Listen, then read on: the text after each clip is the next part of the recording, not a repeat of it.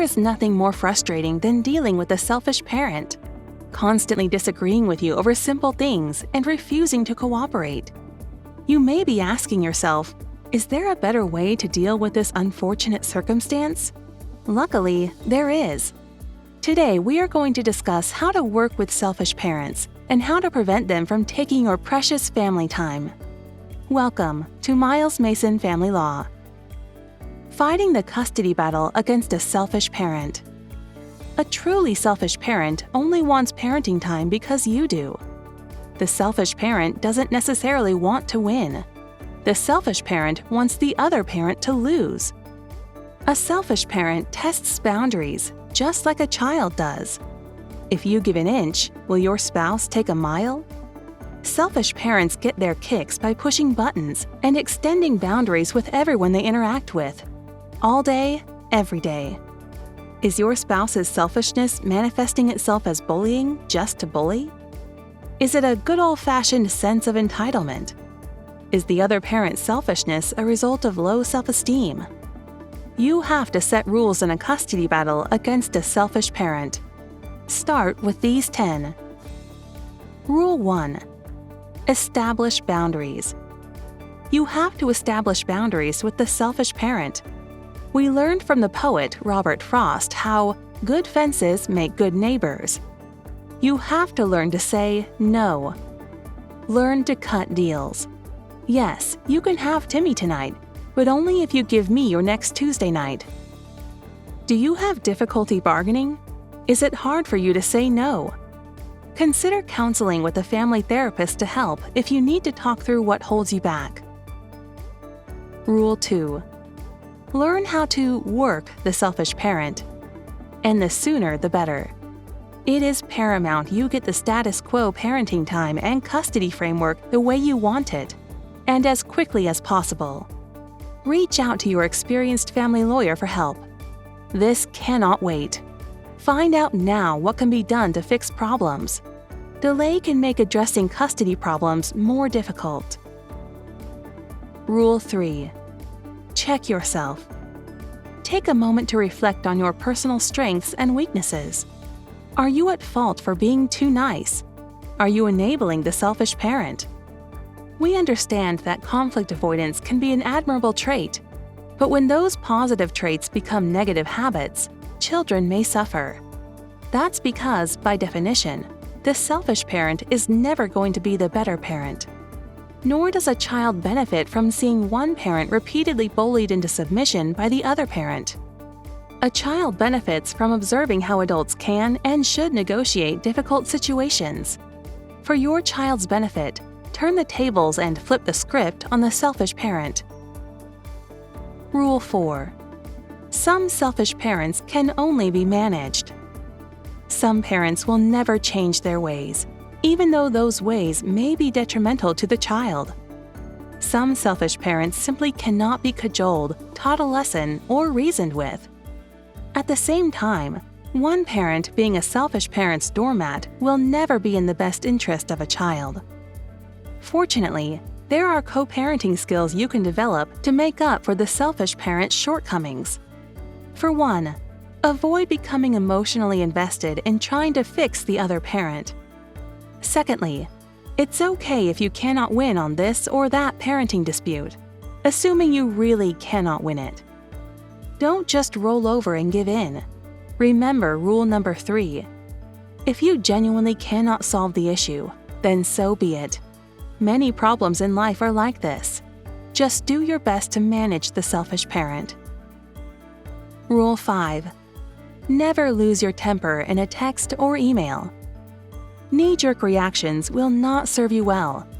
Always assume you are being recorded. Everyone has a breaking point, and if anyone knows how to provoke you, it's the selfish parent.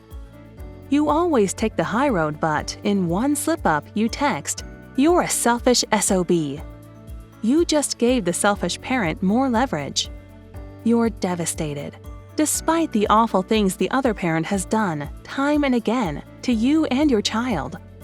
Recognize this. Accept this. If you do something wrong, own it. Just don't own it in a responsive text or email.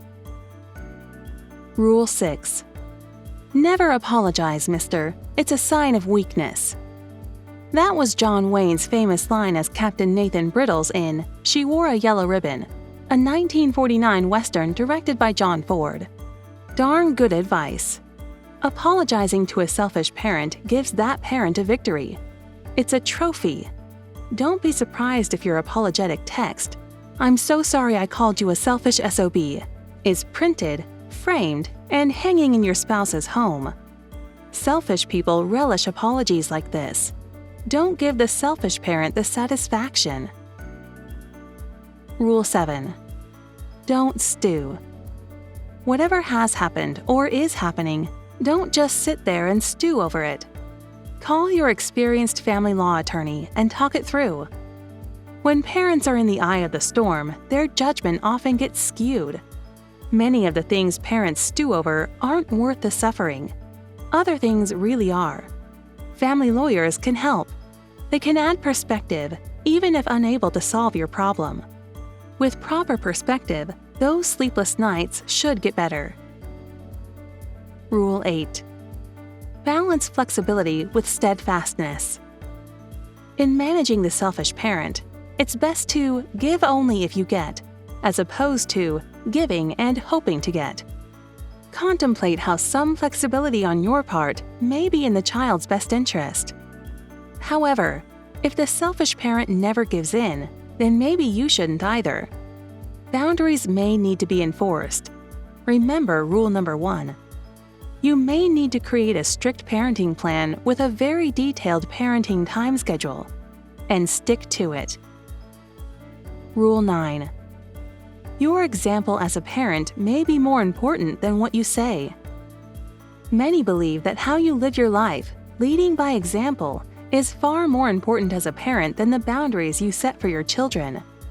Even if you're struggling with your relationship with your child, stick to your guns. Every divorcing parent who is the disciplinarian understands that saying no to a child is much more important than saying yes. The selfish parent often says yes as a tactic to gain favor with the child. It doesn't matter to the selfish parent that this destroys the child's ability to learn right from wrong, or that the selfish parent is raising a snowflake and doing more harm than good. When your child grows up and turns a corner, the example you set on how to live life will be recognized and appreciated. If not, then that's on your adult child. Rule 10. Because I said so. Children test boundaries. So do selfish parents. It can be exhausting, fighting the selfish parent while simultaneously raising your child. When a child wants to know, "Why not?" or "Why can't I?" that child is looking for an angle to exploit. Know that your words, "Because I said so," must be good enough for a child. Treat the selfish parent exactly the same way. Don't engage a selfish parent who asks, "Why not?" any more than you would your child. Managing the selfish parent is difficult, but not impossible. As you start down this road, write down rules and restrictions that you favor being added to your parenting plan terms.